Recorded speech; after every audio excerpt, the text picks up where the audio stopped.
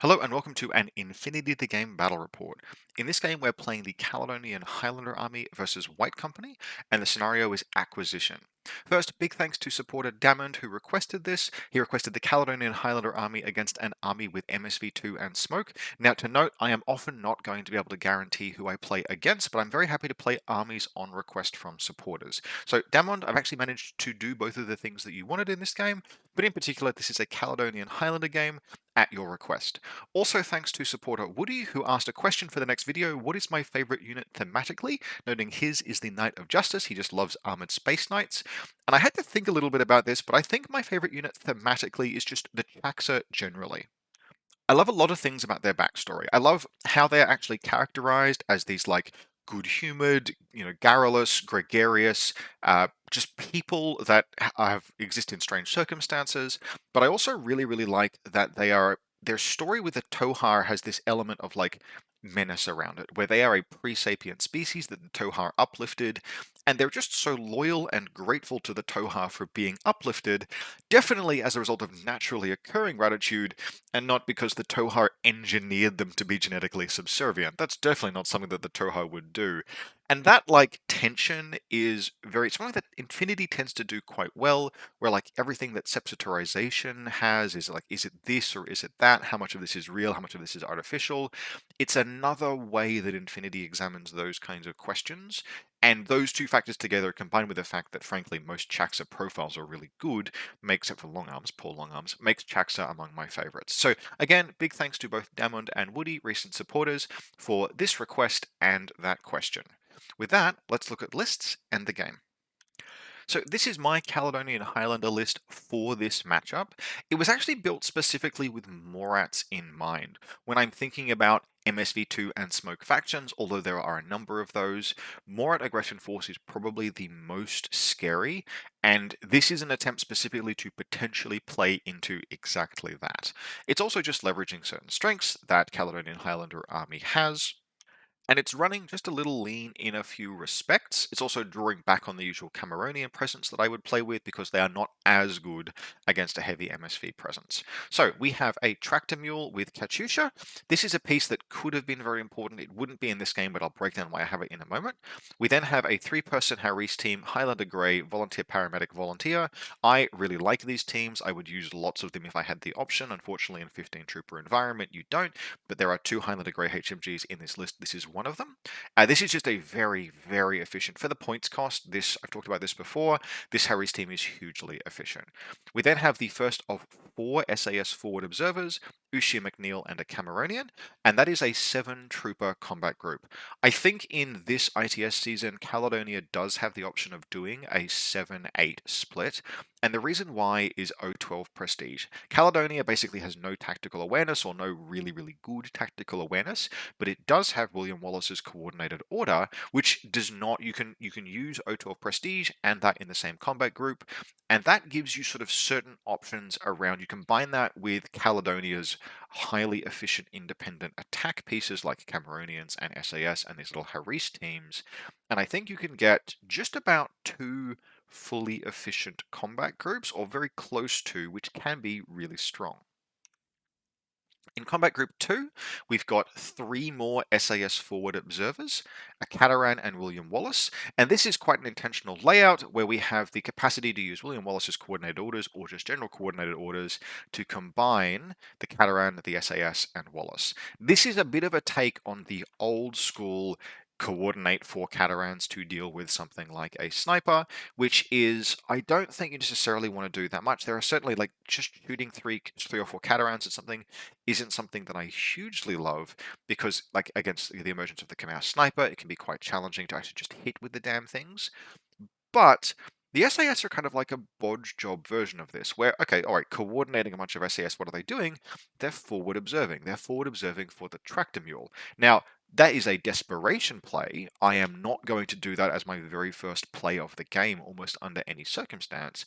But if there is a table that is just a parking lot and I just absolutely must clear something like a Yagat sniper, that gives me a potential way to do it.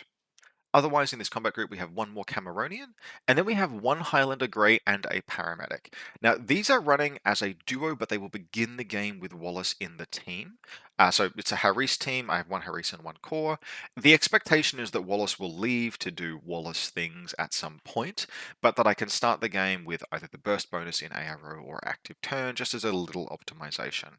Having now played with it, I'm actually seriously considering just running these as duos in the Caledonian Highlander army, and I might come back to that as a list, because although it is more efficient to staple the third 6-point volunteer for them, you end up having only so many troop slots, and this is still pretty good. You have a Frenzy Highlander Grey whose Frenzy is being suppressed by the Paramedic. The Paramedic is a 10-point specialist, and Caledonia is an excellent army for paramedics. So there's one last thing I want to mention about this list, and that is in terms of playing into stuff like Morats or equivalent lists, is that the Katyusha is doing actually two things. The first is, yes, you can do this janky coordinated order play where you can try and target something alongside some fire from the sniper, blah, blah, blah. But the other thing is, if you're dealing with just one ARO piece or one ARO piece at a time, you can push the SAS forward.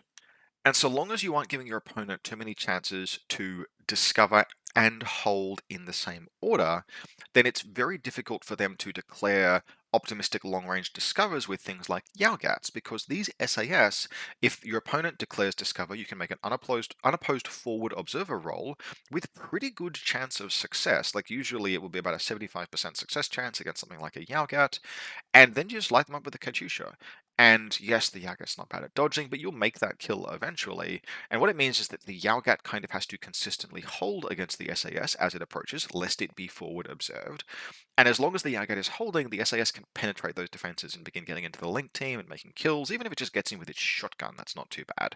So this is why the Tractor Mule is in this list. I've included it in Caledonian lists before as kind of like some jank, but with this many SAS, with 4 forward observers, I think it has merit, particularly given I have the points and SWC spare. So that's the list I would be playing. Let's have a look at my opponent's White Company list. So this is the White Company list that my opponent Chris would be playing. It was written on request in order to be, it's interesting, it's 5 points down. I wonder where I'm sure he had an intention to spend some of those, but that's okay. And it is built basically to be a list with MSV2 and Smoke, with a faction that he plays and that he likes. So what we have is we have a 4-person link. We have a Hideout MSV2 with multi-sniper, 2 Fusiliers, one of whom is the Lieutenant and Valeria Gromos. We then have a Kahu, a Kaplan, and a Beast Hunter. So the Hideout 4-person link, you've got Sixth Sense, you've got a Hideout with burst bonus, you've got the 2 Fusiliers, and then Gromos could quite easily leave that link or otherwise fire pitches, whatever. It's just utility for relatively low cost, and it meets the requirement of messing with Caledonia. And then we have the Kahu for even more messing with Caledonia. The Kahu is exceptional. It's a reason to play White Company all by itself, and although you have to spend command tokens converting those Beast Hunter orders regular, the Beast Hunter STO is an extremely efficient profile. The Mine is very good in this matchup, particularly because I'm playing things like Usha, and then you have the Kaplan just to bring either of them back. We then have a Varangian Guard and Lankai. I will never argue against including Lankai in a list, making this just a pretty well-rounded primary combat group with a good Harris, a good core, and 2 quite effective sort of independent elements. In Combat Group 2, we then have a Peacemaker. Even with the points increase, Peacemakers are excellent. A Bulleteer, a Fugazi, another Varangian. Again, we're looking to be able to potentially make some smoke shooting attacks with this list. And then a Pathfinder Dronbot. You do need some specialists. The list has pretty good specialists, but the Pathfinder is relatively lean.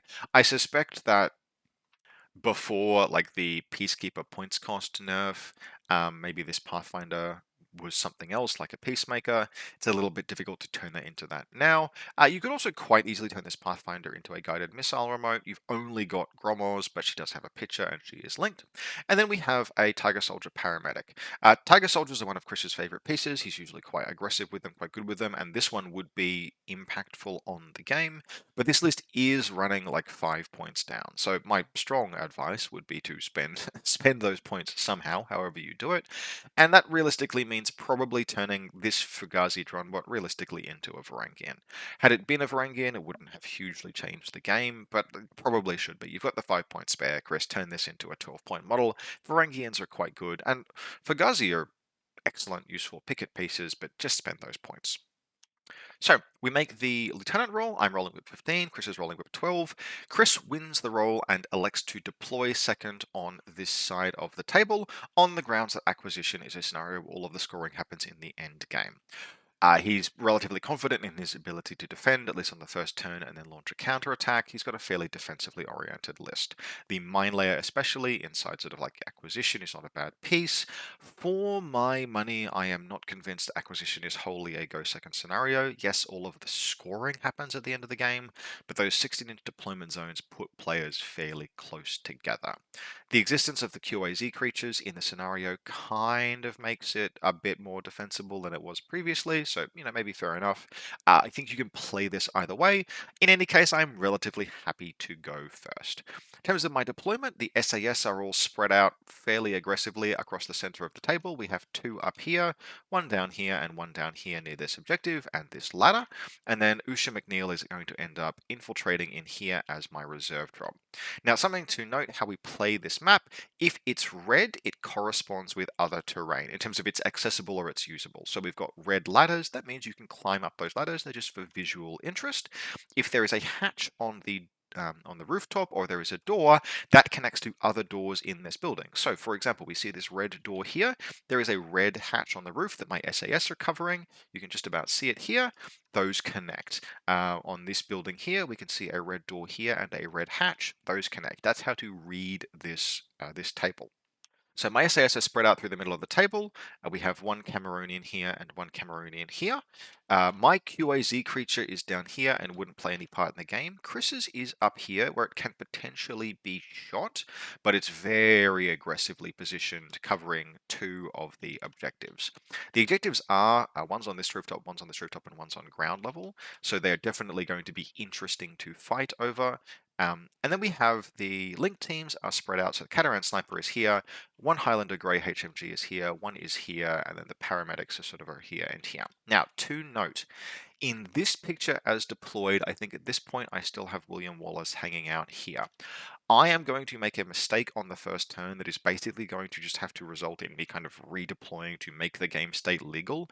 I got confused while playing over which of my link teams was in which group. I'm just going to kind of play through, we'll explain sort of how the game went. Wallace is actually going to have ended up here in the like real as we played deployment, linking with these two troops, but that is going to cost me later in the game. I'll go over the how and the why of that, but I would have been much better off had Wallace been in this original location as telegraphed. For Chris's part, he's deployed a big castle in this building here. The hideout is in the highest point of his deployment zone. If you look at the DZ that he's picked, he has quite a few two-story buildings, one here and one here, whereas my deployment zone is almost entirely one-story, and that's fair enough. From his perspective, he's got these big, heavy snipers, so he's put the hideout on the highest point in his DZ, and then the Kahu's hanging out on the rooftop just behind it. Kaplan Doctor is here as well, allowing the potential recovery of these two pieces. And the Fusiliers are just on kind of like hiding out corner guard duty here and here. Valeria Gromos is in this rooftop. We have the Bulletier Spitfire down here. We have this Fusilier here. The Beast Hunter is also hanging out down here, and that's its mine. And then over here we have a relatively picket kind of force. Lankai is here. The Fugazi Dronbot is here, and the Peacemaker is down here, along with a Varangian Guard. So with the QAZ creatures kind of in this area, Chris has not heavily held this position. What he's done instead is he's got this sniper with a very long line across there, a very long line down here, and a relatively long line down here. To note though, prone models will have some capacity to move. So for example, if this Cameronian was too impetuous, it would get shot, but if it crawls forward, it's okay. And this is the kind of thing that you want from your table design. You want to be able to move around the table, but you still want pieces like snipers to be able to do important stuff. Now, what was Chris's reserve? It was this Peacemaker, and this Peacemaker is excellently deployed. He had held it, I don't know if he held it intentionally against Usha McNeil, but Usha ended up deploying in a way where it wasn't really possible to like pinch her in with anything. So instead what he's done is taken advantage of the fact that he has a QAZ creature up here, and I have put two SAS together, just because there was only so much space in the midfield to deploy. He has a flamethrower watching both of them, and then a repeater hanging out down here. So that is going to be kind of grim for me. I'm going to have to solve this problem on the first turn. And it's kind of just one of those case studies where it's like, hey, turns out even with the points cost increase, Peacemakers are still pretty good. So I am going first in acquisition. What does that mean? It means it is beholden on me to do as much damage to Chris as I can, and thanks to the matchup that we have chosen, I can't just smoke into his DZ and throw a bunch of chain rifles around. This MSV1 and MSV2 team on this rooftop, we've got remember the Kahu here and then the hideout here, have oppressive fields of fire and they're going to be quite challenging to deal with. How do we deal with that? We're going to start with Usha. Usha is going to move forward here and she's actually going to engage this Peacemaker at fairly long range. She's firing at, it's about 14 inches. The Peacemaker is got a shot with the shotgun. She's got surprise. They're actually going to go back and forth a little bit. She's going to give up on that fight for a moment. She's just going to come around. She will end up putting down the Pathfinder, firing at, I think it's within 8 inches, puts the Pathfinder down. She is also able to put the, no, she does not put the Varangian Guard down, or I think maybe she does that later in the turn. I think she actually ends up getting it. So she puts down the Peacemaker, Pathfinder, puts down the Varangian Guard, and then comes with those two down, she can start moving along against this low wall here and take the fight against the Peacemaker from cover. And I think they crit each other for like 2 face-to-face rolls in a row. I spend my O12 prestige order, I take that face-to-face roll one more time, and I finally put the Peacemaker down. Now, I should probably have just gone a little bit harder on the paint, putting the Peacemaker down. I chose to do some other things in order to take that fight from cover to give me a better face-to-face roll. But I didn't really want to have to do any sort of like plan B stuff against the Peacemaker. Had I needed to, I could have taken this hatch down with either of these two SAS, gotten them out from under the flamethrower, come around here and started engaging it with a shotgun. In fact, I could have done so relatively safely from like this position here. That would have been fine. But the Usha was a relatively straightforward way to do it early and at no consequence, and by winning a face-to-face roll rather than trading. Trading is totally fine, but it's just one of those, went with her first to see what could be done as I felt was the best option, but I had some backups. Now, the other reason why I didn't want to do it with the SAS is that I needed my orders in the second combat group to do what it was that I actually wanted to accomplish this turn. I mean, obviously this was quite a bit of damage, but we wanted to start setting the conditions for our eventual victory by getting rid of some of this oppressive sniper fire. And Chris had made a light but not uncommon mistake, which is that he'd looked at the lanes of fire between deployment zones and from where my models were positioned when he was deploying his things. He'd used his second deployment advantage to set up reasonably safe positions, and he'd put this hideout on this rooftop. But that rooftop is not the highest part of the game. Now, the hideout is watching this doorway. If I try and move pieces up, get into the building, and then come up to the rooftop to fight the hideout can see me as I approach. But if, for example, I take this team here, and I move up under the shadow of the building, and I just climb manually all the way up the roof, I am able to get a Galwegian HMG up here in order to engage the hideout from high ground. All I have to do is deal with this QAZ creature, which I do by shooting it. It's got lines of fire, this second Galwegian had line of fire, but I think it was actually Usha who did it as part of some movement over here. Takes out the QAZ creature. It's going to mean she's frenzied from all the kills that she got. But that's what we do. So we move up to this position here, and then up onto this rooftop, and then the Highlander Grey unloads with the HMG and actually just aces the hideout in the first order. We then have a bunch of face-to-face rolls. We engage this bulleteer down here, but the range is very long. I can't hit it can't hit me, math, almost. We go up against the Kaplan, it fires back with its Blitzen. We actually have a back and forth there, it takes several orders, but we put the Kaplan down. And I kind of just take that as, no, that's good enough. That's a perfectly serviceable first turn. We've put down the hideout, that's important. We put down the Kaplan, that's really quite good for future dealing with the Kahu. And we've put down the QAZ creature, we've put down the Pathfinder drone bot, and I think, we put down the Peacemaker, and I think this turn we may have even put down the Varangian, I'm not 100% sure.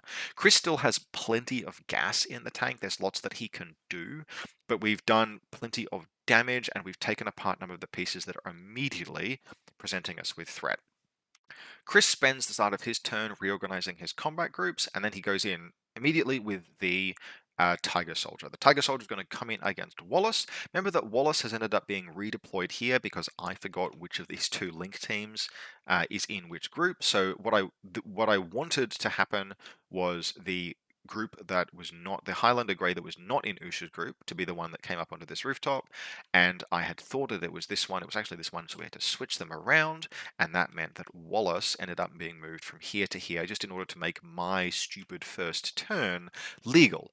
What that means is, so when Wallace was over here, he's being watched by the Cataran. All of the points where a Tiger Soldier might land are either being watched by the Katyusha or the Cataran, or both. The Katyusha, by the way, is back here. You can just see it in frame. If the Tiger Soldier lands under line of sight of the Cataran, I will absolutely take that free shot. Yes, it will bait out the Kahu, and I'll probably die doing so, but I will take a shot on 12s to put a Tiger Soldier down before it does anything catastrophic. Instead, because Wallace has ended up being deployed back here, the Tiger Soldier can land in this nook, and then when it comes out to fight Wallace, although it's going to get shots from the Katyusha, those shots will be at long range through mimetism, and the Katyusha needs force to hit under that circumstance. And so the Tiger Soldier lands and goes after Wallace. And that's my own dumb fault for having to redeploy in order to make my game plan legal. But one of the good things about Wallace is that he's kind of a Chad. He is tough, dangerous, and difficult to kill. And every now and again, you have a game where your opponent tries to kill Wallace, and then it turns out that he's Wallace. And this is one of those games where the Tiger Soldier back and forth with Wallace, if he tries to flamethrower me and I just shoot him or dodge into combat, he's in sort of trouble because I'm armor 3. I've only got a 25% chance to die to a flamethrower if it hits me, and it's not dissimilar if a volley of shots comes in at me from out of cover, and so Wallace can use that to kind of bully his way around. Now, I should probably have just straight up fired a shotgun template into the Tiger Soldier and worn the risk, but I did elect to dodge instead, and I dodged several times. I, failed one dodge, but tanked some combi shots. I passed another dodge, and eventually I just throw smoke. And he tries to oppose the smoke with combi fire in order to keep going after me, because he knows that if he just flamethrowers me, he won't necessarily kill me. It's a relatively low chance, but the smoke goes down, and so the Tiger Soldier is like, okay, fine, I can't kill Wallace. And that's where he comes to here, and he shoots the Katyusha to death, and then he peeks around here, and he shoots this paramedic to death. And those are the only kills that Chris is going to make this turn. This could have been a catastrophic counter assault where he'd done tons of damage. If I'd thought to template him, it could have been, or if I'd had Wallace properly deployed, it could have been relatively contained. As it was, killing the Katyusha is a huge pain to me because I wanted to start running SAS on this deployment zone. Yes, there's a mine here, which is quite good at defending against this stuff. But now that there's only one ARO piece, so if I move an SAS forward, he can't say discover with the hideout, hold with the Kahu. So because there was just the one ARO piece now, it's easier for me to enact that plan of aggressively pushing with SAS troops and making forward observer rolls if he discovers me. But the Katyusha is dead, bless its heart, and so is this paramedic. So I'm down a few orders, but frankly, Chris has lost more points than me in this attack. I'm heavily up on attrition now. It's just that I wanted to do a thing and now that I didn't. So here we are at the beginning of turn 2. We can see the Highlander Grey that's made his way up here. We can see the unconscious paramedic, and we can see Wallace hanging out here in the remnants of his smoke. Oh, we did have another casualty this turn. This Highlander Cataran was unsurprisingly completely aced by the Kahu. It's desperately outclassed in that face-to-face roll, and it died. It went unconscious, and we have plans for that. So we're not loss of lieutenant, that's good, we can go ahead and do some things. The Cameronian over here that had made its way up the turn earlier in the game will begin to move around down here, but before it does anything else, we've got some other stuff to do. So this team over here, there's the 3-man team of the Highlander Grey, and then the 2 volunteers, is going to make its way up and around here. And the paramedic is going to resurrect this volunteer paramedic, and then she's going to resurrect the Cataran, just going thwip, thwip, thwip, thwip with the darts. And then they're going to come up and around to here. They're going to pause. We're going to move back to the other combat group. And then this Cameronian is going to push. Now, he's in a pretty good position to push in against the Varangian. No, the Varangian Guard is still there. I didn't kill it with Usha last turn. Push into the Varangian Guard, take that down, and then push up and around here and run at the Kahu, this sort of team here. Lang Kai is going to start dodging, and then I'm going to put shots into the Kahu and the Fusilier. The Fusilier is going to dodge because it's in a different link team to the Kahu. The Kahu is going to shoot. The Kahu is only going to be burst 1 because I've taken its link down thanks to killing the Kaplan earlier in the game. The Kahu will hit the Dog Warrior and it will take a wound. The Dog Warrior will hit the Kahu twice and it will pass both saves. The Fusilier will fail its dodge and go unconscious. That's going to be relevant. It'll put Chris in loss of Lieutenant next turn. We then have a colossal comedy of errors as this Cameronian tries and fails to put this Kahu down multiple times. It has to get away from Lane Kai before he dodges into CC because he will beat it in close combat, or yeah, he will beat it in close combat. It has to like jump over his head here, and eventually it gets in a situation where it's knocked unconscious and the Kahu is still up, but I've moved this paramedic up over here, so she comes around, she reses it, it fights again, it goes down to a mine this time, but does put the Kahu down, and she reses it again, this time going prone in this little nook there. So this Caledonian has just got like adrenal darts sticking out of him, but that has done a lot of damage. If we think about what has been killed this turn, Chris is actually coming perilously close to retreat, and we math that out, and it turns out that if I had killed Lane Kai rather than just wounding him with a random chain rifle over the course of this fight, I would have lost the game because Chris has successfully done. The paramedic Tiger Soldier did net undermine, and I've done nothing. I'm not even on any objectives because the SAS are just kind of like hanging out, waiting to jump onto them on the last turn. So remember, always do your retreat math. Do like just stop and think, how close is my opponent to retreat if the game is looking like it's going in that direction? I should have done that this game, and it would have been a very anticlimactic fight if I had just accidentally killed Lane Kai, because Chris is at about 80 or 90 points right now remaining. He's also in loss of Lieutenant, and there's really not much that he can do. This is not the end of the game, but Chris's hopes came very close to dying with the Tiger Soldier, which was put down like a dog by Wallace on my last turn. He's got very little left. He's running out of steam. Even if he can recover this turn, he's not going to get onto the objectives. And so he makes a game attempt. He makes some sort of face-to-face rolls. There's some fighting. But if we jump ahead to turn 3, I'm really in a position in this final turn where I can deliver the coup de grace. So all I do is I get models onto objectives. I try and do net undermine with Usha, and she fails like twice. So I just have Wallace run up and around here, and he does it himself. He's got a slightly higher whip, it turns out, and I have an SAS prone on this button with this button pressed. I get an SAS onto this button, or Usha onto this button with that button pressed, and I reveal this SAS and get it onto this button. And all that Chris has, he's in retreat. I do enough damage. I put this bulleteer down. Enough damage has been done that Chris is not in a situation where he can meaningfully contest the game. He can't actually get onto any of the positions where he would take these buttons. There is too much Overwatch, too much covering fire. My Highlander Greys, in a rare twist of fate, are still alive. Chris is thoroughly pinned back, and we play out a few scenarios, but we effectively call the game there. So this is how I have chosen to play Caledonian Highlander army in this matchup, into this, like, how do you deal with MSV2 snipers, MSV2 Overwatch plus smoke as a Caledonian player. I don't know if this is necessarily perfect for it. Something I actually would seriously consider is cutting back some of those SAS just for another duo of a Highlander Grey and a Paramedic. I actually want to play that now. I think you can squeeze like a ton of that firepower. Maybe I cut the Katyusha. I really like the Katyusha in this list, but I think if I cut some SAS and trim a few other things, I can feasibly get a list that has 4 Highlander Grey HMGs, 2 of them in 3-man teams and 2 of them in duos. And that actually might just be like super cool and efficient. I don't know if you need all 4, but you're not spending your SWC on too many other things in this faction. It's just Catarans, and Catarans are like fine, but they're not great.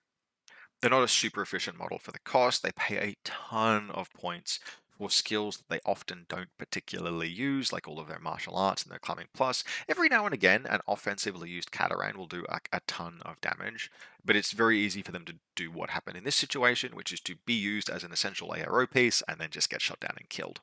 So in any case, that was the game. It's great to catch up with Chris. As always, a little bit one-sided, but I think as a proof of concept, I learned some interesting things about how I can play Caledonia in this matchup, and I hope it was useful to our supporters as to sort of see how you can approach this kind of situation.